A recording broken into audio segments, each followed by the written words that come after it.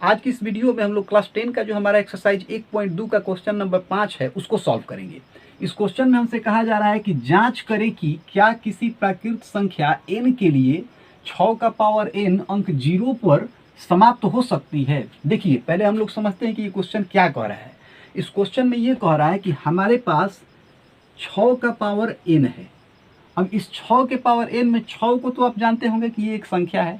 अब यहाँ जो n है, इस n के बारे में यहाँ इस क्वेश्चन में ये कह रहा है कि n ये जो है ये एक प्राकृत संख्या है। प्राकृत संख्या किसको कहते हैं? जो संख्या 1 से शुरू हो अनंत तक जाए।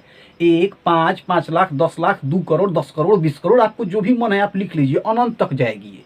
तो इस क्वेश्चन में ये कह रहा है कि 6 का पावर अगर हम कोई संख्या लिख रहे हैं, कोई प्राकृत संख्या लिख रहे हैं, तो उसका जो वैल्यू आएगा, उसका जो मान आएगा, तो कोई ना कोई यहाँ संख्या ही आएगा।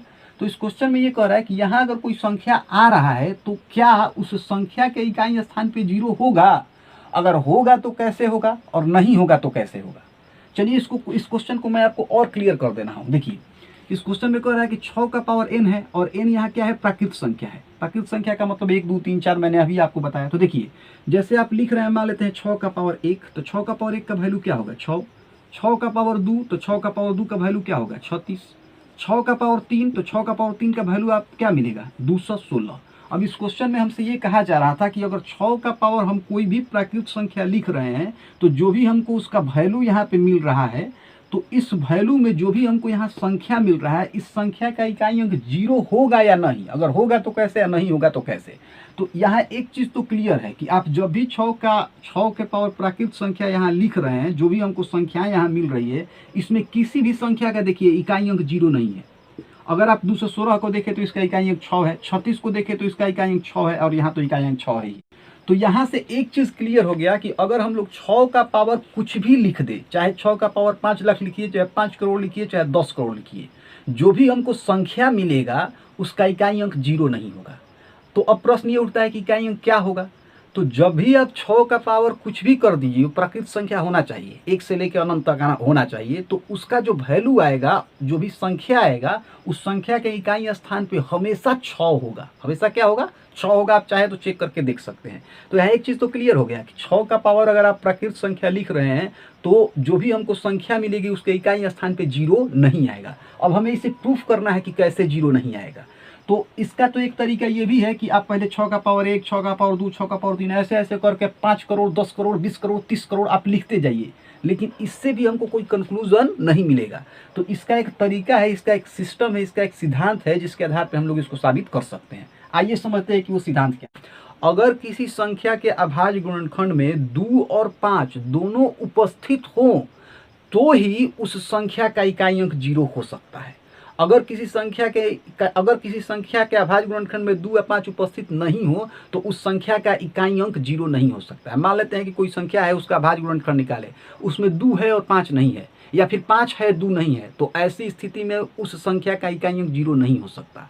अब एक और केस समझते हैं। जैसे हम लोगों ने कोई संख्या लिखा, और उस संख्या के अभाज्य गुणनखंड में मान लीजिए 2 भी है और 5 भी है, और कोई और नंबर है, तो भी उस संख्या का इकाई अंक जो है वो 0 होगा। मैं आपको इस एग्जांपल से समझा दे रहा हूँ। देखिए जैसे 20 आप देख रहे हैं, 20 का अभाज्य गुणनखंड क्या है? 2 या 5, मतलब इसमें 2, 5 है। तो जिस संख्या के अभाज्य गुणनखंड में 2, 5 होगा ना, उस संख्या का इकाई अंक क्या होगा? 0 होगा। आप देख भी सकते हैं कि 20 का इकाई अंक 0 है। 30 को भी आप देख लीजिए, 30 के अभाज्य गुणनखंड में 2 या 5 है, साथ ही साथ 3 भी है।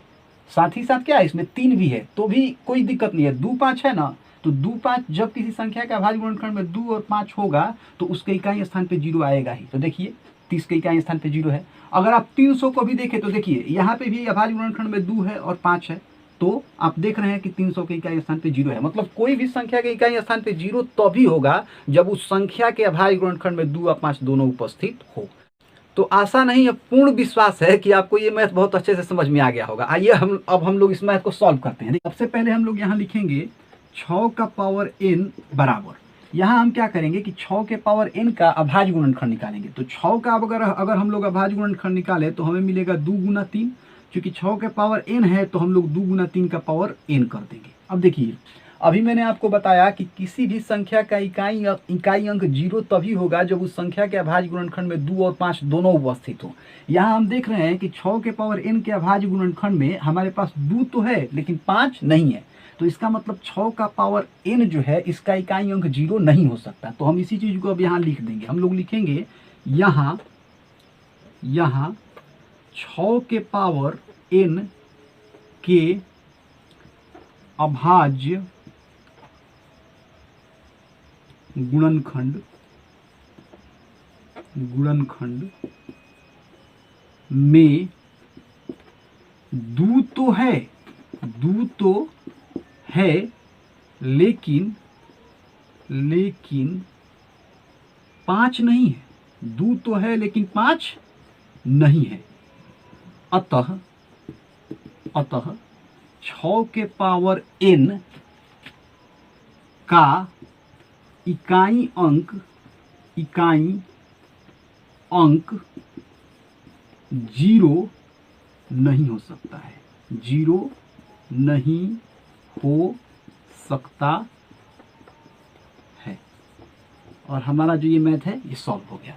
अब देखिए इसी पे एक और क्वेश्चन आपसे पूछता है। इस पे एक और क्वेश्चन आपसे ये पूछता है कि दिखाएं कि 4 के पावर n का इकाई अंक 0 होगा या नहीं। तो इसमें भी आपको कुछ नहीं करना, इसमें भी सिंपली आपको यही चीज लिख देना है। हम लोग इसमें क्या करेंगे, हम लोग यहाँ लिखेंगे ऐसे ही जो भी मैंने आपको समझाया है यही सारा प्रोसीजर इसमें भी होगा। देखिए हम लोग यहाँ लिखेंगे कि 4 के पावर n का जब हम लोग अभाज्य गुणनखंड निकालेंगे तो हमें मिलेगा 2 गुना 2 के पावर n।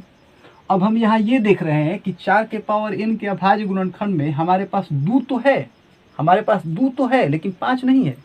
अभी मैंने आपको बताया कि कोई भी संख्या का इकाई अंक 0 तभी होगा जब उसके अभाज्य गुणनखंड में 2 और 5 दोनों होने चाहिए। तो यहाँ तो सिर्फ 2 है, 5 है ही नहीं।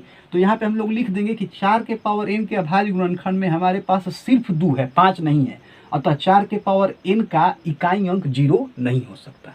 तो आपको ये दोनों मैथ अच्छे से समझ में आ गया। अब इसके आधार पे आपको जितना भी मैथ आपके एग्जाम में या फिर जब भी आपको सॉल्व करने के लिए मिलेगा तो आप इजीली उसे सॉल्व कर सकते हैं।